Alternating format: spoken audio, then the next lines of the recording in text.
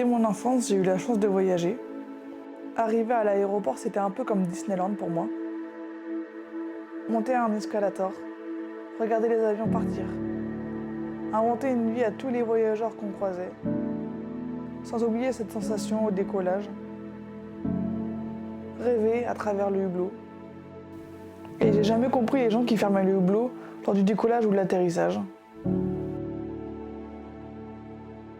Je crois que ce que j'aime le plus dans le fait de voyager, c'est d'avoir une nouvelle vision de la vie, rencontrer des gens, être curieuse de ce qu'il y a à l'autre bout du globe et être émerveillée de tout ce qui nous entoure.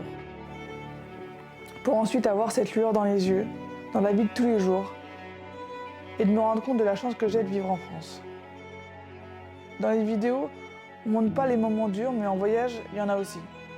Ne pas trouver de logement, avoir des animaux dans sa chambre, le bruit, le confort limité. Mais au final, tous ces inconvénients s'effacent face à la beauté du voyage. Pour ce nouveau pays, on a enfilé notre plus beau chapeau et on est arrivé à Hanoï. On se rend vite compte que le Vietnam est un pays avec une beauté naturelle, avec une culture riche et une histoire qu'on aurait dû écouter à l'école. Quand on arrive, on voit directement les rizières, mais elles ont déjà été récoltées, donc c'est un petit peu moins joli, mais ça reste toujours aussi magnifique. Puis on voit ces montagnes de calcaire dans la baie d'Along. On loue alors des vélos qui nous permettent de nous balader dans la campagne de Ninh Binh et voir toutes les rizières ainsi que les montagnes de calcaire. On peut voir que la nature elle est vraiment incroyable dans cette partie du globe. On découvre aussi pas mal de grottes, donc faut faire attention pour les personnes claustro parce qu'il y en a qui sont quand même pas du tout éclairées. On est juste avec une lampe torche. Là tu vois un truc qui dépasse, deux yeux qui dépassent. Arrête, ça me fait peur. Donc ça peut être assez problématique pour certaines personnes, sans citer le nom de Cécile.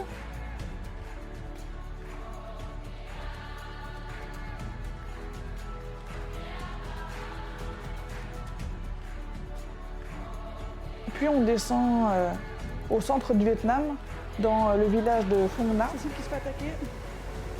Là-bas, on y découvre l'une des merveilles les plus spectaculaires du monde, le parc national de Phong Nha, qui est un site du patrimoine mondial de l'UNESCO. Et ce parc possède plus de 300 grottes et cavernes, dont la plus grande du monde. Puis on redescend encore un petit peu pour aller à Hoi An. Là-bas, le mélange entre la culture chinoise, japonaise et européenne se fait pas mal ressentir avec son architecture. Avec les rues étroites, remplies de vieilles maisons, des temples, des pagodes et des bâtiments de l'époque coloniale. N'importe quoi, c'est un burger. Mais non. Ah oui. Hoi An est également célèbre pour sa gastronomie, donc on n'a pas pu s'empêcher de faire les marchés et de faire un cours de cuisine qui était haute en couleurs, où on a pu découvrir pas mal d'aliments de leur culture qu'on n'a pas forcément en France. Et on a aussi goûté au banh mi, qui est une spécialité de là-bas. C'est un sandwich qui fait un peu penser au sandwich français, qui est rempli de légumes et de sauces. Et on s'est rendu compte que la beauté du Vietnam, c'est pas seulement les paysages, mais c'est aussi les habitants qui sont très chaleureux, amicaux et hospitaliers. Et les Vietnamiens sont fiers de leur pays et veulent le partager avec les visiteurs. Donc on a fait de super rencontres avec des gens très attachants. Suivi la troupe. Donc après la visite de nombreux temples et de grottes, on a aussi fait un tour de bateau avec des locaux qui étaient très intéressants.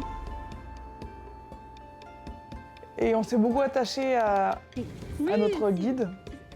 Oui. Coconut. Ah yes. Mùi. Mùi. petite coquine. Moi. Moi.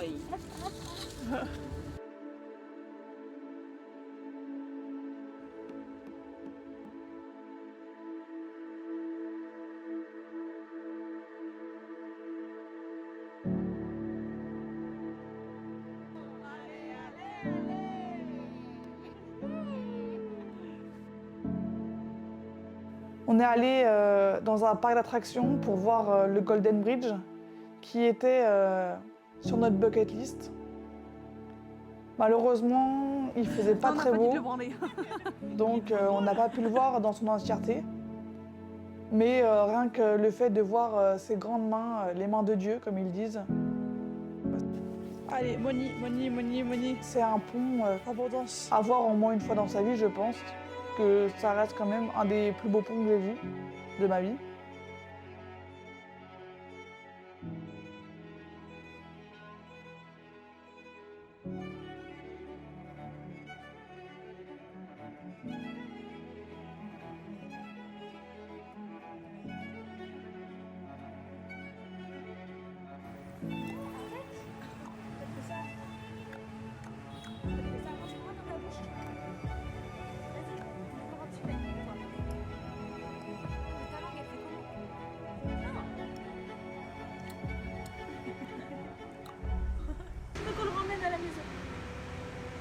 Et on est descendu à Hue et on comprend que la beauté du Vietnam, elle se trouve aussi dans son histoire.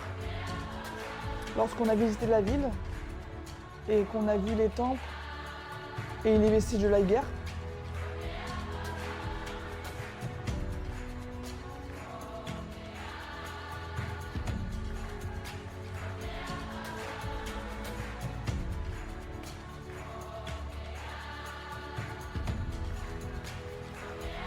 Puis on est allé visiter une prison qui nous a pas mal remis en question par rapport à ce qu'ils ont vécu.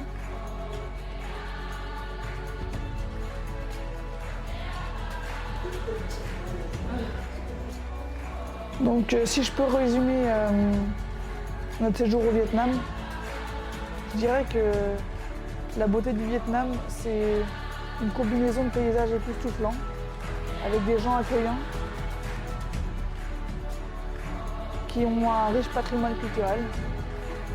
C'est un pays qui nous a captivés et qui m'a conforté dans l'idée que lorsque j'arriverai à la fin de ma vie, je vais me dire que j'ai vécu pleinement ma vie et que j'ai réalisé mes rêves et que j'ai aimé cette vie sur Terre. Je veux vraiment me dire que j'ai rencontré des personnes incroyables et que grâce à ce voyage, j'expérimente la plénitude, la gratitude et une certaine paix intérieure.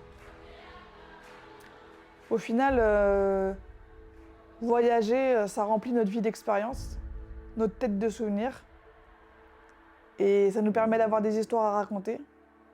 On découvre de nouveaux paysages, de nouvelles cultures. Et voyager, ça élargit nos horizons, nos perspectives, et ça ouvre notre cœur et notre esprit. Ça nous libère de certaines peurs et de certaines idées limitantes. Alors, si je peux donner un conseil, voyagez autant que vous pouvez et dès que possible. Parce que l'argent dépensé, tu es capable de le remplacer, mais pas le temps perdu.